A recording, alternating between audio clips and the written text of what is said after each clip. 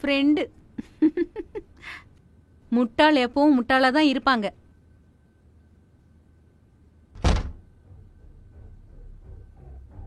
நூறு தடவை உங்ககிட்ட சொன்னேன், அவனோட நடவடிக்கையும் பாக்குற பார்வையும் சரியில்லைன்னு. முக்கியமான ஒரு விஷயம். 52. You note it out. Am I right?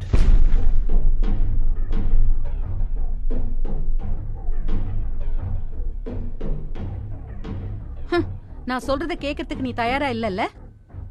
உங்க சின்ன வயசு ஃப்ரெண்ட கண்ணை மூடிக்கிட்டு நம்பினீங்கல்ல, அவன் மேல அவ்வளவு நம்பிக்கை வச்சு இந்த பிளாட்டோட கீ வரைக்கும் கொடுத்திருக்கீங்க. ஒருவேளை நமக்கு முன்னாடி வந்திருந்து நம்ம வீட்டுல இருக்கிறதெல்லாம் ஒரேடியா எடுத்துட்டு போயிருந்தா என்ன பண்ணிருப்ப? என்ன செய்வேன்னு சொல்லு, எதையாவது பேசு. நீ தப்பா எடுத்துக்காதப்பா, ஏதாவது காரணம் இருக்கும். என்ன காரணம்? உங்க ஃப்ரெண்டு கல்யாணம் கூட பண்ணிக்கல, ஸ்டடியா ஒரு கேர்ள் ஃப்ரெண்ட் கூட கிடையாது. ஆமா, அந்த சுனிதா ராவ்ங்கிறது யாரு? சுனிதா ராவா? சுனிதா ராவ் பாக்கணுமா? உங்களுக்கு காட்டுறேன்.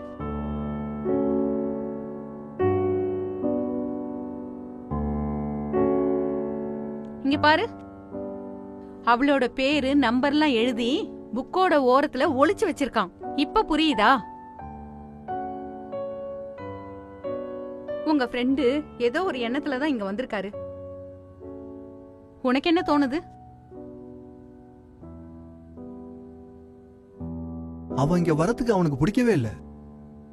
காரணம் நீ இங்க தனியா இருப்பன்னு, மத்தவங்கலாம் ஏதாவது தப்பா நினைப்பாங்கன்னு. நீ அவனை தப்பா பேசவே முடியாது. என்ன?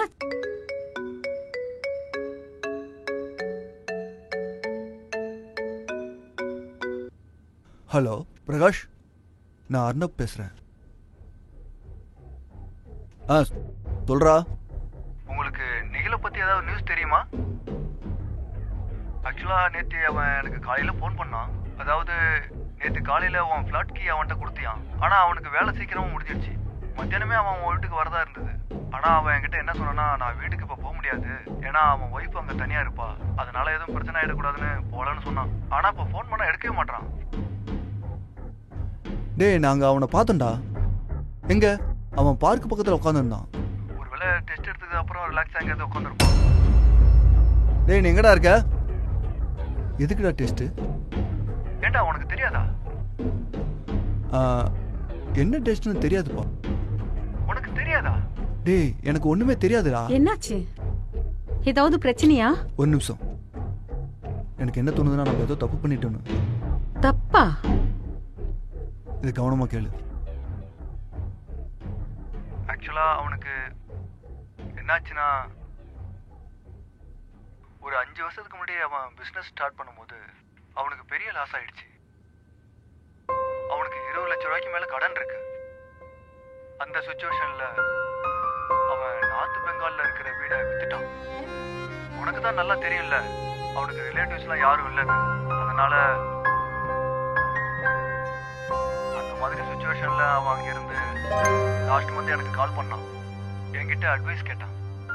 அதனாலதான் அவனை கொல்கட்டாவுக்கு வர சொன்னேன், மற்றதெல்லாம் பேசலான்னு. அதாவது என்னுடைய க்ளோஸ் பிசினஸ் ஃப்ரெண்டை மீட் பண்ணது. அப்பதான் எனக்கு தெரிஞ்சது சுனிதாவோட நிலைமை ரொம்ப மோசமா இருக்குன்னு. அவளுக்கு கிட்னி டிரான்ஸ்பிளான்ட் பண்ணணும்னு. நிகில் அவனுடைய கிட்னிய டொனேட் பண்றேன்னு சொல்லிட்டான். என்னாச்சு?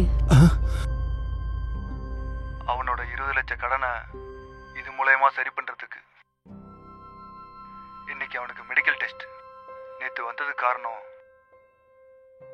அந்த மெடிக்கல் டெஸ்ட் எல்லாம் முடிக்கிறதுக்காக தான்.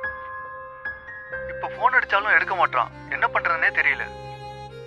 ஹலோ, உனக்கு ஒண்ணு தெரியுமா? நாளைக்கு அவனுக்கு ஆபரேஷன். புரிஞ்சிடுச்சுல?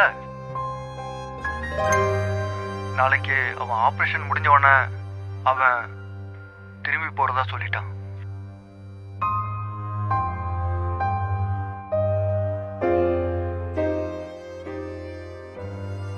அவனுக்கு 20 லட்சம் ரூபாய் இப்ப ரொம்ப அவசியம். அவன் கொல்கத்தாவுக்கு வந்ததே கிட்னி டிரான்ஸ்பிளான்ட் பண்றதுக்காக தான். நாளைக்கு அவனுக்கு ஆபரேஷன். முடிஞ்சா அவனை கொஞ்சம் காண்டாக்ட் பண்ணுங்க.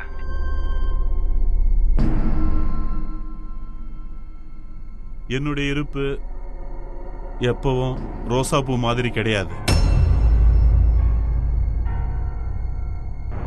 சிலருக்கு அது முட்கள் மேல இருக்கிற மாதிரி இருக்கும்.